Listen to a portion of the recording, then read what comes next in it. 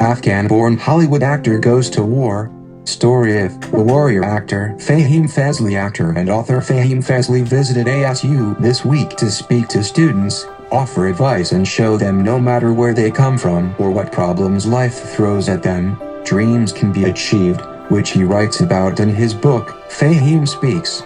Fazli has starred in more than 50 films, working with the likes of Tom Hanks, Julia Roberts, Philip Seymour Hoffman, Bill Murray, Louis C.K. and Robert Downey Jr., but before his acting career, a struggle to get to America began in his childhood home. Child in a war zone in the 1970s, communists took over Afghanistan and reshaped Fazli's life. In 1979, the communists came to my country and took over Afghanistan in 24 hours, he said. I was 12 years old, and I didn't know about communism until after the first 6 months. They killed 1 million of us. The Soviet Union's invasion had an immediate impact on Fazli's family because his mother worked as a midwife in the Afghan government. My mom, her name is Fahima, came home from work, and I saw tears in her eyes, and she said, "Fahim, we are leaving but you are not. Your dad wants to hold you and your brother," Fazli said. I asked her what was wrong, and she said the communists will kill us if we don't leave in 24 hours. My dad was stubborn, and he said my brother and I were staying. This was the last time Fazli would see his mother and sisters for 4 long years. We went into the house, and I looked at my dad and asked why we didn't go, Fazli said. He said, "Shut up and sit down." He did it because he believed we would beat the Russians in a month or 2, but it took us 10 years. After Fazli's mother left, he had to return to school the next day, but lost interest in his studies in the 7th grade. I skipped school, and I saw the tanks passing by everywhere, so I made a flyer. A propaganda flyer was given to us by the CIA, who was helping us defeat the communists, Fazli said. I would get up at 2 o'clock in the morning, hiding from my dad, and run through the city handing out flyers to put the fears onto the Russians. After spreading flyers given to him by operatives working for the CIA, Fazli and his friends tried to find other ways to defeat the communists. I would play double agent and go to their base to trade American t-shirts or canned cigarettes for guns, he said. They were so into American logos because they had never seen them before. I would trade them and then sell the guns to the freedom fighters who were connected to Pakistan, and they were connected to CIA. With the money from the gun sales, Fazli and his friends would buy kites, and playing double agent made him want to one day become an actor. But before this dream as a child could come true, a longer struggle was about to take place. One day, my principal called my dad and told him they had to send me to a communist camp in Siberia, and my dad made a decision that it wouldn't be a good idea for his son to go to Siberia to get brainwashed by the communists, Fazli said. Coming to America one morning, soon after the phone call from the principal, Fazli's father woke him up at 5 a.m. and told him they were leaving. Me and my brother got in a jingle truck with my dad driving toward Pakistan, and halfway there we stopped at a checkpoint and my cousin was there, a communist, so I put my head down and he eventually let us go through, Fazli said. We then walked 7 days and 7 nights through the mountains hiding from the helicopters flying over. We finally arrived in Pakistan to a refugee camp. Arriving at the refugee camp and meeting the Marines was the first step in a 4-year journey to find his mother, Fazli said. I told the Marine translating for us I wanted to find my mother, and the Marine said come back in 4 days, he said. So we came back and the Marines were smiling at us. They said we found your mother after 4 years of not seeing each other and no letters. She was living in Charlottesville, Virginia. Fazli got on the phone, called his mother in Virginia, but the response from the other end of the line was not one of welcoming or excitement, but one of confusion. My mom got on the phone and she asked who it was, and I said this is Fahim, he said.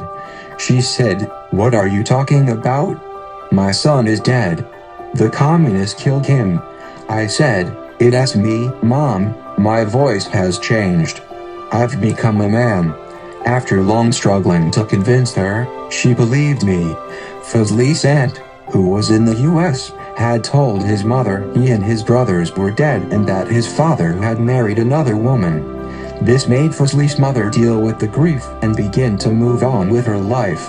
After 2 years in the refugee camp, Fazli and his family were allowed to come to the US and received their green cards and passports at the airport upon arrival at Washington Dulles Airport. American life arriving in the US provided more challenges for Fazli, but his dream to become an actor was still in his heart. I always ask myself 6 questions, he said. Who am I? Who do I want to be?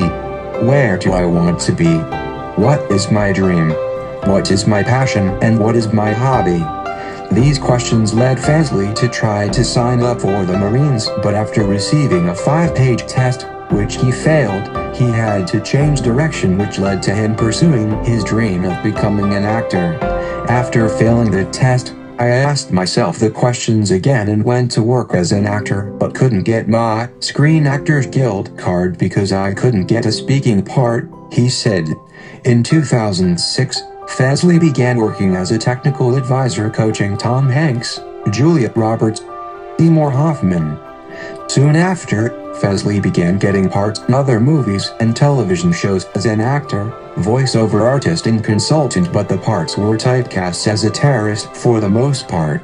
As a terrorist, reason I do that? No, those guys hijacked the religion, and I want to introduce them in the movie how evil they are, Fazli said. You saw me get emotional. I have a heart and love my mom and stuff, and I don't mind if I get typed as a terrorist for the rest of my life, and I will always want to show how they hijacked the religion. The religions aren't bad. These people hijacked the religion and are the boogeyman. Working in film and television has led to an illustrious career, allowing Fazli to work alongside such people as Bradley Cooper and Clint Eastwood in American Sniper, Ben Affleck in Argo, Tom Hanks in Charlie Wilson's War, Louis C.K. in Louis, and Bill Murray in the upcoming film Rock the Casbah. After working on films with award-winning actors, Fazli's focus shifted back to his home country and he decided he wanted to do something to help. Back to war in 2009, Fazli decided he wanted to pursue his dream of being a Marine and took a test to become a translator for the Department of Defense. This time he passed and was shipped up to Afghanistan, where he helped Marines and locals communicate. Both America and Afghanistan have given me so much, Fazli said. Afghanistan is my birth country and America is my adopted country, and I wanted to pay my dues for this passport. After arriving in Afghanistan, Fazli began working with local tribes and Marines to open up communication and ease tensions in the area, which had an impact on ASU professor Mark Von Hagen. What I really liked best was the story he told of how he had to explain to the Afghans that the Marines weren't Russians. He said he didn't do that by words but by pulling out a cross to show them they weren't communists, and he did that instinctively and translated that so fast. Fazli said multiple lives were saved due to his ability to talk and translate between the tribal leaders and Marines, and he is proud that no one, either Marine or civilian, were killed during his time in the region.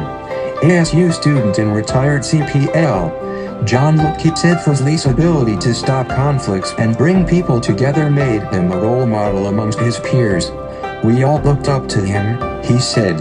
I had just turned 20 years old and it was my first deployment and had no idea what war was going to be like until I was in it.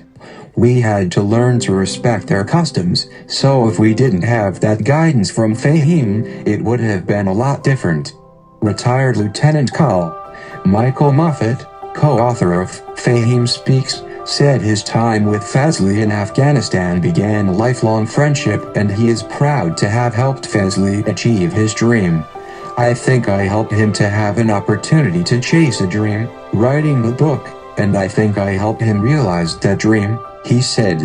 My dream has also been to write a book and make a difference, so I think we both helped each other realize dreams that otherwise wouldn't have happened.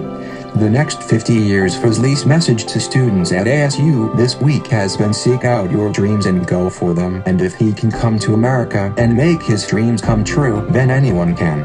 I want to send a good message as an Afghan American, he said. If I can do it, they can do it. My advice to Americans is to not take advantage of this great country. I grew up in a war zone twice.